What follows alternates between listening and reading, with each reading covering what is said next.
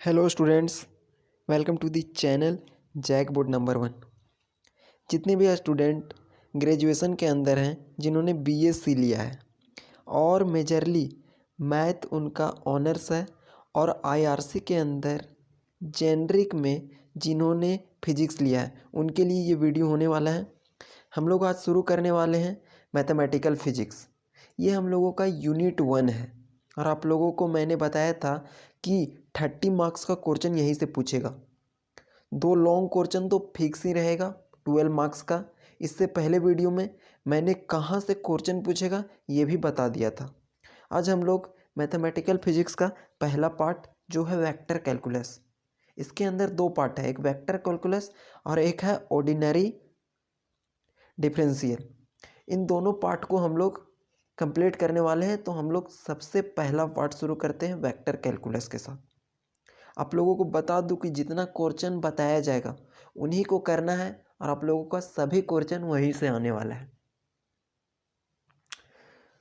तो चलिए हम लोग आगे शुरू करते हैं सम बेसिक कॉन्सेप्ट। मैं आप लोगों को बार बार बोलता हूं कि अगर बेसिक अगर स्ट्रॉन्ग है ना तो चाहे कितना भी टफ क्वेश्चन आ जाए कोई प्रॉब्लम नहीं होगा, क्योंकि अगर बेसिक स्ट्रॉन्ग है तब बिल्डिंग जितना ऊंचा बनाने का मन हो उतना ऊंचा बनाया जा सकता है, क्योंकि वो बीम टूटेगा नहीं। लेकिन अगर बीम अगर स्ट्रॉन्ग नहीं है ना तो बिल्डिंग चाहे कितना भी बड़ा कर लीजिए वो एक दिन टूटेगा ना तो पूरा बिल्डिंग का लॉस करेगा। इसीलिए बेसिक के ऊपर आप लोगों को ज़्यादा फोकस करना है, एक एक बेसिक को कंप्लीट करना है। एडवांस तो कुछ होता ही नहीं है, ठीक है ना। तो हम लोगों का था क्या, बेसिक कॉन्सेप्ट। अब हम लोग पढ़ क्या रहे हैं, वेक्टर कैलकुलस। तो इसी का ना हम लोग बेसिक कॉन्सेप्ट को जानेंगे ताकि वेक्टर कैलकुलस को आसानी के साथ समझ सके। तो इसमें सबसे पहले हम लोगों का आता है फिजिकल क्वांटिटी, क्योंकि क्वांटिटी के अंदर 2 प्रकार का क्वांटिटी था, एक होता है फिजिकल क्वांटिटी और एक होता है नॉन फिजिकल क्वांटिटी। तो अब ये फिजिकल क्वांटिटी क्या भला है, इसके बारे में हम लोग देखते हैं कि ये फिजिकल क्वांटिटी क्या है। एक्चुअली आप लोग इसके बारे में पढ़ चुके होंगे या जान चुके होंगे।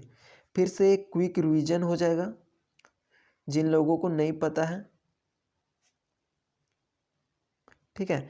तो यहाँ पे फिजिकल क्वांटिटी सबसे पहले देखते हैं ना कि फिजिकल क्वांटिटी क्या होता है। ऐसी क्वांटिटी जिसको मेजर किया जा सकता है, ठीक है ना, जिसको मेजर किया जा सकता है उसी को तो हम फिजिकल क्वांटिटी कहेंगे। जैसे कि क्या लंबाई को मेजर किया जा सकता है, यस। क्या किसी के वेट को मेजर किया जा सकता है, हाँ। कोई अगर हम दूध किसी को देंगे तो उसको मेजर कर सकते हैं, यस। अब कोई बोलेगा कि वो गाड़ी को स्पीड में चला रहा है, तो कितनी स्पीड में चला रहा है, क्या हम उसको मेजर पर, यस, उसको भी कर पाएंगे। तो इसी को तो फिजिकल क्वांटिटी कहते हैं ना। रियल लाइफ से रिलेट करना है कि वैसी चीज़ जिसको हम लोग मेजर कर सकते हैं, तौल सकते हैं, माप सकते हैं, that is called physical quantity. तो इसका हम डेफिनेशन लिखेंगे ना तो बोलेंगे कि those quantity which can be measured, right. Those quantity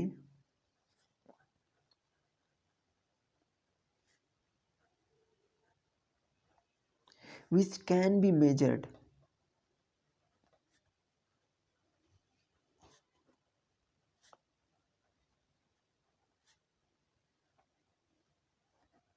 is called physical quantity। ऐसी क्वांटिटी जिसको मेजर किया जा सकता है ना उसी को तो कहा जाता है फिजिकल क्वांटिटी। ये तो समझ में आ गया, ठीक है। अगर इसका डेफिनेशन लिखने आता है तो आसानी के साथ लिख देंगे और किसी को बता भी देंगे। नहीं बताने का मन हो तो नहीं बताएंगे, लेकिन एग्जाम में डेफिनेटली ऐसा ही लिखेंगे। अब इसका हम एग्जाम्पल देखते हैं, क्या लिख सकते हैं, कौन कौन क्वांटिटी को हम लोग मेजर कर सकते हैं। जैसे कि किसी के मास, किसी का कितना भार है, किसी का लंबाई कितना है, मेजर कर सकते हैं या नहीं। किसी के पास कितना स्पीड से गाड़ी चलाता है तो हम स्पीड भी मेजर कर सकते हैं, ETC, ठीक है। तो हम लोगों ने देखा कि फिजिकल क्वांटिटी और उसके एग्जाम्पल को। अब हम लोग आगे बढ़ते हैं तो देखेंगे कि इसका टाइप्स क्या है फिजिकल क्वांटिटी का। और जो हम लोगों को मेन मेजर टॉपिक की तरफ बढ़ाएगा। तो इसमें हम लोग देखेंगे कि इसके अंदर जो टाइप्स है वो है क्या, स्केलर क्वांटिटी और वेक्टर क्वांटिटी। तो ये फिजिकल क्वांटिटी है, इसका टाइप्स, ठीक है ना। वैसे स्टूडेंट जिनको पता है उनके लिए एक अच्छा सा रिवीजन भी हो जा रहा है। तो इसमें सबसे पहले आता है क्या, एक होता है स्केलर क्वांटिटी और दूसरा होता है वेक्टर क्वांटिटी। पूछेगा कि फिजिकल क्वांटिटी कितने टाइप्स का होता है, तुरंत से आप लोग टाइप करेंगे 2 टाइप्स और दोनों को टिक लगा देंगे, 2 मार्क्स क्लियर, ठीक है ना। तो अब हम लोग स्केलर क्वांटिटी क्या होता है और वेक्टर क्वांटिटी क्या होता है, इसके बारे में थोड़ा और जानकारी लेते हैं। ऑलरेडी हम लोगों को इसके बारे में पता तो है, लेकिन डीप में थोड़ा जानते हैं, ठीक है ना, कि स्केलर क्वांटिटी के अंदर क्या होता है, इसका डेफिनेशन। तो हम लोग शॉर्ट में देखेंगे, उतना डेफिनेशन नहीं मेजर करेंगे, क्योंकि इसके अंदर क्या होता है, सिर्फ मैग्नीट्यूड होता है और इसके अंदर सिर्फ डायरेक्शन होता है। तो हम लोग इसका क्या लिखेंगे कि मैग्नीट्यूड ओनली। स्केलर क्वांटिटी वैसे क्वांटिटी को कहा जाता है, एक प्रकार का फिजिकल क्वांटिटी है जिसके पास सिर्फ मैग्नीट्यूड रहता है। लेकिन वहीं इसके विपरीत देखा जाए वेक्टर क्वांटिटी के, तो इसके पास मैग्नीट्यूड भी रहता है। मैग्नीट्यूड का मतलब सिंपल है क्या, नंबर, 5, 7, 10, 12, इसी को कहा जाता है। और इसके पास डायरेक्शन भी होता है, डायरेक्शन मतलब दिशा को बताएगा, ठीक है ना। अब बोलोगे कि ठीक है, इसके अंदर मैग्नीट्यूड रहता है, इसके अंदर डायरेक्शन रहता है, एग्जाम्पल तो बताइए। तो मैं आप लोगों को इसका एग्जाम्पल बताता हूँ। जैसे कि क्या किसी का अगर लेंथ नापेंगे तो क्या डायरेक्शन बताएंगे कि इसकी लंबाई इतना है और इसका डायरेक्शन भी इधर है, नो। किसी का स्पीड बताएंगे तो हम बोलेंगे कि 25 किलोमीटर की स्पीड से चल रहा है, क्या 25 किलोमीटर के स्पीड से वो बंदा चल रहा है, बाइक को ड्राइव कर रहा है, ठीक है। तो ये इसका एग्जाम्पल हुआ। और लास्ट में देखें तो मास, पूछेगा कि किसी का कितना वेट है तो क्या इसके पास डायरेक्शन होगा, नो, सिर्फ इसके पास मैग्नीट्यूड होगा, 5 KG, 6 KG, length 4 metre, 7 metre, और मैग्नीट्यूड प्लस डायरेक्शन के अंदर बोलेगा तो ये है हमारा वेक्टर क्वांटिटी।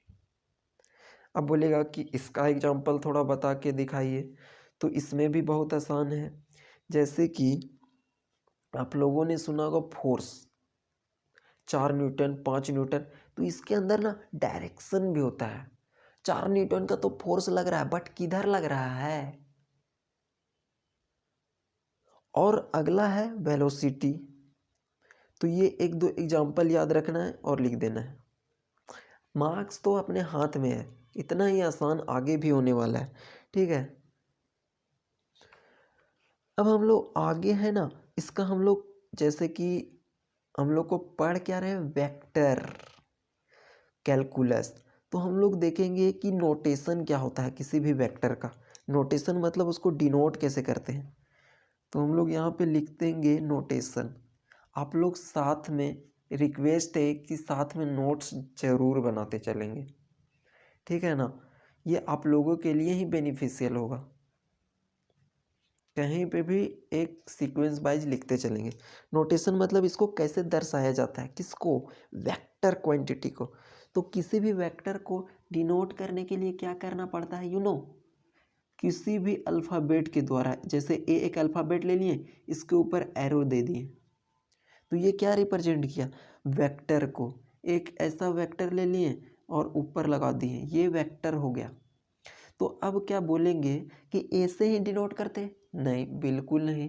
ए बी सी डी अल्फ़ाबेट के अंदर जितना भी है, कैपिटल लेटर है, स्मॉल लेटर है, सबसे हम लोग डिनोट करते हैं। एक्स से भी डिनोट करेंगे। और कभी कभी नोटेशन ऐसे भी होता है, ए बी, इसका मतलब क्या है कि वेक्टर शुरू हुआ था ए से और गया कहाँ तक है, बी तक गया है। तो अब इसको हम लोग वेक्टर का नोटेशन ऐसे क्यों कह रहे हैं, रीजन है, क्योंकि अगर सिंपली अगर ए रहता ठीक है। तो ये क्या है, ए सिर्फ स्केलर क्वांटिटी को रिप्रेजेंट कर रहा है, लेकिन किसी के ऊपर ऐसे करके क्या दे रहे हैं, एरो, मतलब डायरेक्शन बता रहा है वैसे, तो वो इसका क्या रिप्रेजेंट कर रहा है, वेक्टर क्वांटिटी। अब एक होता है क्या, मैग्नीट्यूड, मैग्नीट्यूड या मॉडुलस ऑफ वेक्टर। ये क्या होता है भला, ये तो आप लोग जानते हो ना, मॉडुलस ऑफ वेक्टर।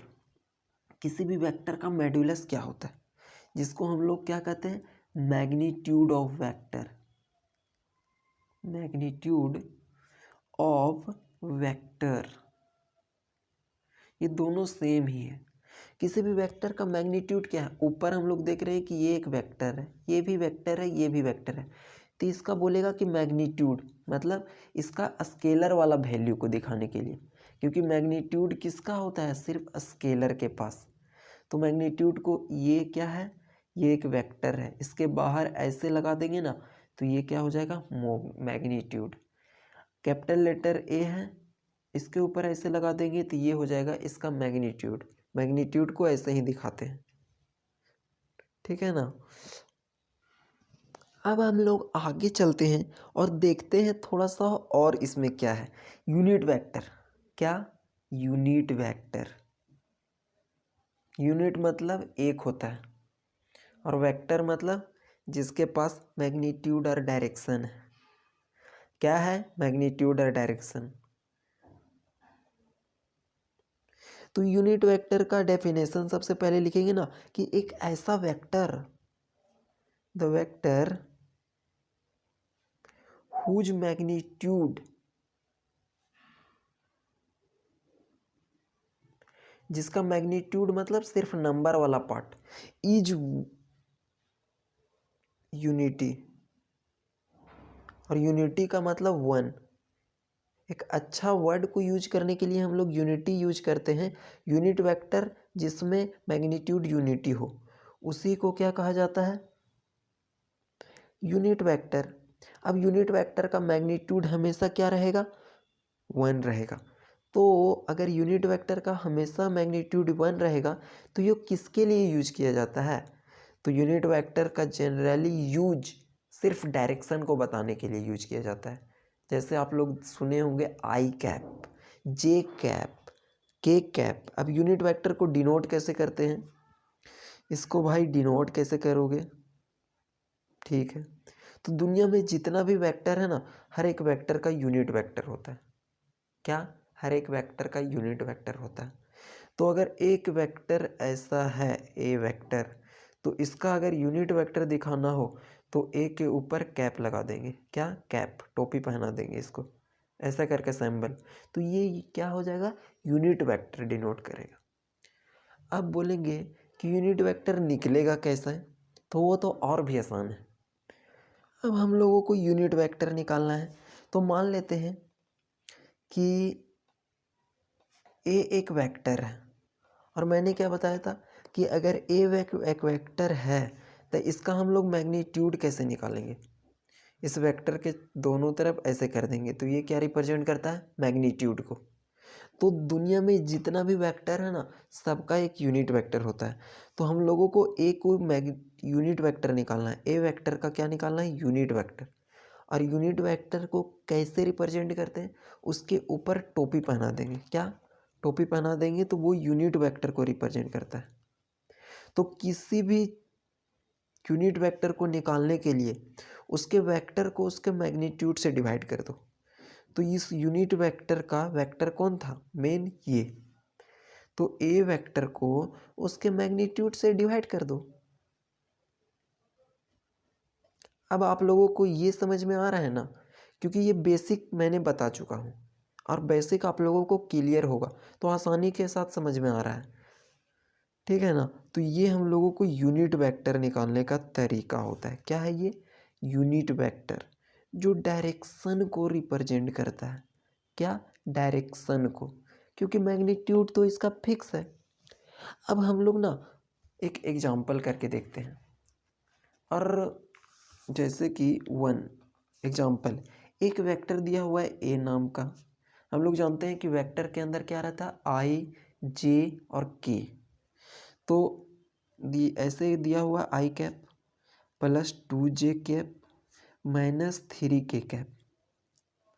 अब हम लोग जानते हैं कि आई जे के को ही हम लोग क्या बोलते हैं, यूनिट वेक्टर, क्योंकि इसके ऊपर क्या है, टोपी पहनाया हुआ है।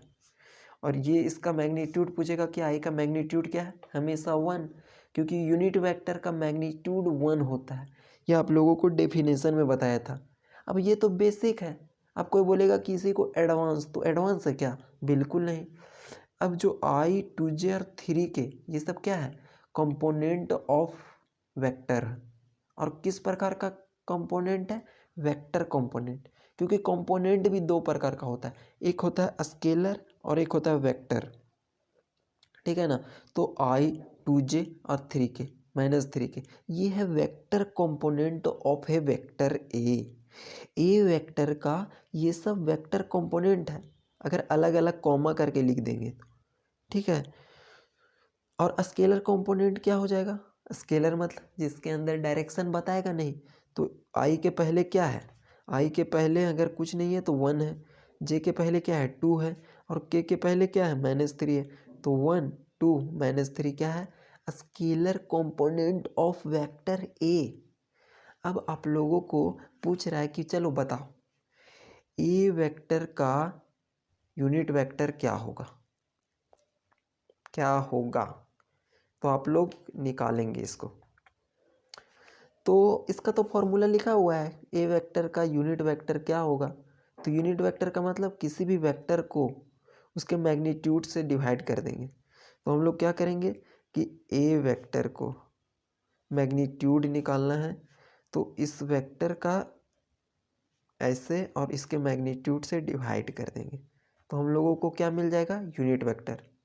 अब हम लोग देख रहे हैं कि ए वेक्टर तो हम लोगों को पता है, हाँ क्या है ए वेक्टर, ऊपर से देखने को मिल रहा है ये। तो I cap plus 2j cap minus 3k cap. और किसी भी वेक्टर का मैग्नीट्यूड कैसे निकलता है, स्केलर वाला कंपोनेंट का स्क्वायर कर देते हैं, क्या, स्केलर वाला कंपोनेंट का स्क्वायर कर देते हैं। अगर किसी को अभी भी नहीं समझ में आ रहा है तो वो शायद 12th नहीं पढ़ा होगा, लेकिन किसी प्रकार का घबराने की बात नहीं है। 12th पढ़े या ना पढ़े, अगर अभी से भी वो स्टार्ट करता है तो भी वो तहलका मचा सकता है मैथ में, ठीक है। तो स्केलर कंपोनेंट इस वेक्टर में देखना है क्या, आई के बगल वाला, जे के बगल वाला और के बगल वाला का स्क्वायर करके जोड़ देना है। आई के बगल में क्या है 1, तो हम लोग क्या करेंगे 1 का स्क्वायर करेंगे, प्लस जे के बगल में क्या है 2 और के बगल में क्या है 3, लेकिन वो माइनस के साथ है -3। अगर माइनस है तो माइनस वाला को साथ में ही लेना है। अब हम लोग करेंगे I cap plus 2j cap minus 3k cap. और जब इसको हम लोग सॉल्व करेंगे ना, अंदर इतना तो पता ही होगा, 1 का स्क्वायर करेंगे तो 1 होगा, ठीक है। 2 का स्क्वायर करेंगे 4 होगा, और 3 का स्क्वायर करेंगे तो 9 होगा। तो 9 4 13 और एक √14 हो जाएगा, क्या हो जाएगा, √14। अब मैग्नीट्यूड भी निकालना आप लोगों को यहाँ पे बता दिया, क्या कि आई जे के बगल वाला का स्क्वायर करके सम करना है। यहाँ पे आप लोग देख सकते हैं क्या किया हूँ, आई के बगल वाला को, जे के बगल वाला को और के बगल वाला का स्क्वायर करके और जोड़ दिया हूँ। तो यहाँ से आंसर आ जाएगा √14। तो जो हम लोगों का ए वेक्टर आया वो क्या आया, देख सकते हैं आप लोग, अलग अलग करके लिख सकते हैं ना, ए वेक्टर का यूनिट वेक्टर, ए वेक्टर का यूनिट वेक्टर। तो हम लोग जब इसको अलग करके लिखेंगे तो I cap upon √14 plus 2√14 J cap minus 3/√14 के कैप। तो ये हम लोगों का क्या है, यही तो हम लोगों का यूनिट वेक्टर है इस वाले वेक्टर का। तो यूनिट वेक्टर निकालना इतना ही आसान था, क्या था, किसी भी वेक्टर का यूनिट वेक्टर निकालना है ना, तो उसके वेक्टर को उसके मैग्नीट्यूड से डिवाइड कर देंगे तो हम यूनिट वेक्टर निकाल देंगे। अब हम लोग थोड़ा सा आगे देखते हैं, न्यू टॉपिक है direction ratio and direction cosine. ये भी बहुत ही आसान टॉपिक है।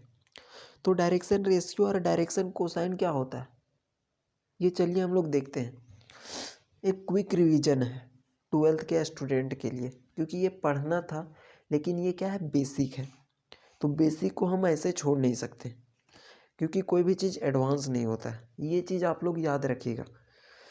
तो डायरेक्शन रेशियो किसको कहते हैं, कोई भी वेक्टर है ना, उसका जो स्केलर कंपोनेंट होता है उसी को हम लोग डायरेक्शन रेशियो कहते हैं। और डायरेक्शन कोसाइन किसी भी वेक्टर का जब हम यूनिट वेक्टर निकाल लेते हैं और उसका जो स्केलर कंपोनेंट होता है उसी को हम लोग क्या कहते हैं, डायरेक्शन कोसाइन। ऐसे आप लोगों को तो बाहर से बताया गया है, अब हम एग्जाम्पल के साथ बताते हैं। मान लेते हैं कि लेट, क्या लेट, क्योंकि मैथ के अंदर तो लेट लेट लेट पर ही जीवन आधारित है। Without late we are not late. Okay, तो लेट आर एक वेक्टर है और इसके अंदर जो वेक्टर दिया हुआ है X I cap plus Y J cap plus Z K cap. क्योंकि कोई भी वेक्टर होता है ना तो उसके अंदर आई कैप जे कैप और के कैप होता है, और ये क्या है, यूनिट वेक्टर है। और आप लोगों को मैंने बताया था कि आई कैप जे कैप और के कैप के बगल वाला जो है ये सब क्या है, ये जो है ये वाई है और जेड ये है स्केलर कंपोनेंट। तो सिंपल सा डायरेक्शन रेशियो क्या हो जाएगा, एक्स के बगल वाला उठाओ, वाई के जेड एक्स आई के बगल वाला उठाओ, जे के बगल वाला उठाओ और के बगल वाला उठाओ। तो ये है जेड, ये है वाई और ये है एक्स। तो इसके अंदर डायरेक्शन रेशियो क्या हो जाएगा, डायरेक्शन रेशियो क्या बोला था कि जो डायरेक्शन रेशियो होता है ना वो किसी भी वेक्टर का स्केलर कंपोनेंट होता है, और एक्स वाई जेड को ही स्केलर कंपोनेंट कहते हैं। तो एक्स वाई और जेड। और आप लोगों को बता दें कि जो एक्स वाई जेड कंफ्यूज नहीं होना है, यहाँ पे कोई नंबर रहेगा। स्केलर का मतलब मैग्नीट्यूड, कोई नंबर रहेगा, क्योंकि हम लोग वेरिएबल में डील कर रहे हैं, इसीलिए यहाँ एक्स वाई जेड है। अब आप लोग बोलेंगे कि चलो एक एग्जाम्पल लेकर के दिखा दो, तो हम लोग मान लेते हैं कि R1 एक वेक्टर है। R1 क्यों लिए, क्योंकि R ले चुके हैं। तो यहाँ से हम बोलेंगे 5 आई कैप प्लस 6 जे कैप माइनस 7 के कैप। अब इस वेक्टर के अंदर बोलेगा कि डायरेक्शन रेशियो क्या है, तो हम लोग सिंपल आई के बगल वाला जे के बगल वाला और के बगल वाला को उठाएंगे। तो आई के बगल वाला क्या है, 5 है, 6 है और 7 है। सैम्बल के साथ ही लेंगे, अगर माइनस है तो माइनस, लेकिन इसमें क्यों सैम्बल नहीं लिए, क्योंकि 6 को लिखेंगे या माइनस प्लस 6 को लिखेंगे दोनों सेम ही है, लेकिन 7 को या -7 को लिखेंगे वो सेम नहीं है, इसीलिए सैम्बल के साथ उठाएंगे। तो यहाँ पे जो डायरेक्शन रेशियो हो जाएगा वो क्या हो जाएगा, 5, 6 और -7। यही तो था डायरेक्शन रेशियो, बस। क्या आसान क्वेश्चन था। अब बोलेगा क्या, डायरेक्शन कोसाइन भी थोड़ा बता दीजिए, तो ये तो और भी आसान है। डायरेक्शन कोसाइन जिसको हम लोग LMN के द्वारा डिनोट भी करते थे, ठीक है।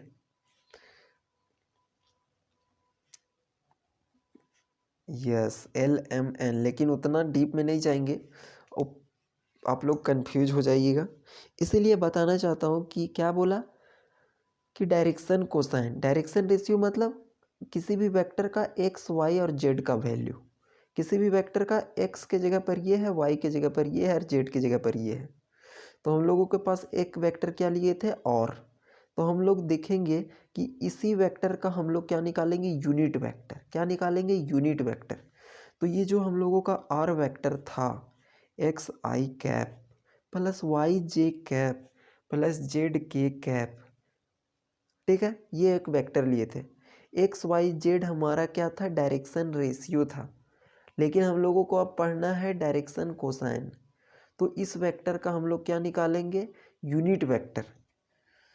तो यूनिट वेक्टर कैसे निकलता है, यूनिट वेक्टर निकालने के लिए इसके ऊपर कैप दिया जाता है, और आर वेक्टर को इसके मैग्नीट्यूड से डिवाइड किया जाता है। तो ये हमारा हो गया डायरेक्शन कोसाइन। आर वेक्टर निकाल लेंगे, उसके बाद काम करेंगे। अब हम लोग जानते हैं कि यूनिट वेक्टर निकालना है किसका, इस वेक्टर का। आर वेक्टर तो दिया हुआ है, ये आर का मैग्नीट्यूड नहीं दिया हुआ है, और मैग्नीट्यूड मैंने निकालना बताया था। तो आर वेक्टर का जो मैग्नीट्यूड हो जाएगा वो क्या हो जाएगा, अंडर रूट में आई के बगल वाला, जेड के बगल वाला और के बगल वाला, मतलब ये सबको बोला जाता है स्केलर कंपोनेंट, जिसको हम लोग डायरेक्शन रेशियो भी बोलते हैं। तो इसको हम लोग स्क्वायर कर देंगे, एक्स का स्क्वायर प्लस वाई का स्क्वायर प्लस जेड का स्क्वायर। यही तो है मेरा क्या, इसका मैग्नीट्यूड, किसका, आर वेक्टर का। अब हम लोग निकाल सकते हैं, क्योंकि इस फॉर्मूला के अंदर मिल गया ना, आर वेक्टर क्या है, ये है, और आर वेक्टर का मैग्नीट्यूड ये है। तो हम लोग निकाल सकते हैं unit vector of R is equal to, ये फॉर्मूला में पुट करेंगे तो ये फॉर्मूला में आर वेक्टर है, तो X I cap plus Y J cap plus Z K cap, और अंडर रूट में करेंगे magnitude of R. Magnitude of R क्या है, X square plus Y square plus Z square. अब हम लोग क्या करेंगे ना कि इसको अलग अलग करके लिख देंगे, ठीक है। आर वेक्टर को हम लोग लिख सकते हैं एक्स अपॉन एक्स स्क्वायर, आप लोगों को अब दिख रहा होगा, ठीक है ना, X square plus Y square plus Z square, इसी को ही लिख रहे हैं आई कैप, प्लस वाई के बट्टा में लिखेंगे X square plus Y square plus Z square, और यहाँ पे हो जाएगा J cap plus X Y और जेड। इसके नीचे क्या है, नीचे वाले को सबके साथ लिख दिए हैं और कुछ नहीं किए हैं, ठीक है ना। इतना मैथ तो आसान है, आप लोग जानते होंगे, X square plus Y square plus Z square, और साथ में क्या है के कैप।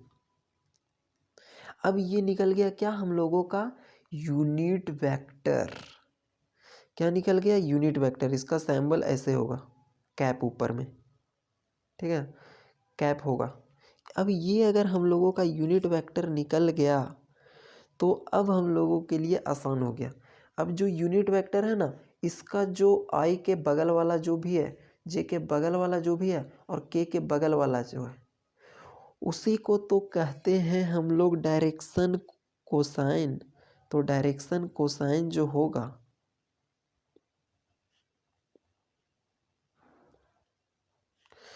और एक्स आई के बगल में सिर्फ एक्स नहीं है, ये बट्टा वाला भी आई के बगल में है, तो direction cosine are X upon under root X square plus Y square plus Z square, Y upon under root X square plus Y square plus Z square, और के बगल में क्या है आप लोग भी देख सकते हो, ठीक है ना, जेड अपॉन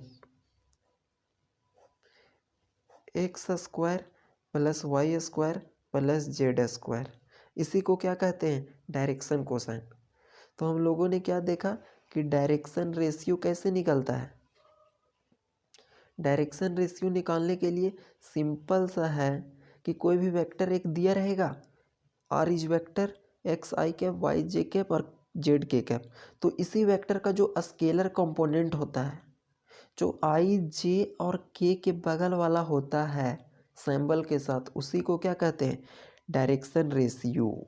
एग्जाम्पल में हम लोग नंबर वाला भी लिए थे, 5, 6 और -7, ये क्या है, डायरेक्शन रेशियो। लेकिन डायरेक्शन कोसाइन क्या बोला, इसी वेक्टर का जब हम यूनिट वेक्टर निकालते हैं, और यूनिट वेक्टर निकालने के लिए आप लोगों को बताए थे, तो वही बेसिक का तो यूज हुआ है। अब बोलेगा कोई कि ये टफ है, तो क्या टफ है, बिल्कुल भी नहीं है। तो आर वेक्टर को हम लोग क्या निकालें, यूनिट वेक्टर, जिसका फॉर्मूला ये होता है। अब किसी को फॉर्मूला नहीं पता होगा और बोलेगा टफ है, तो उसके लिए अलग बात है, लेकिन बिल्कुल भी आसान है, बिल्कुल भी आसान है।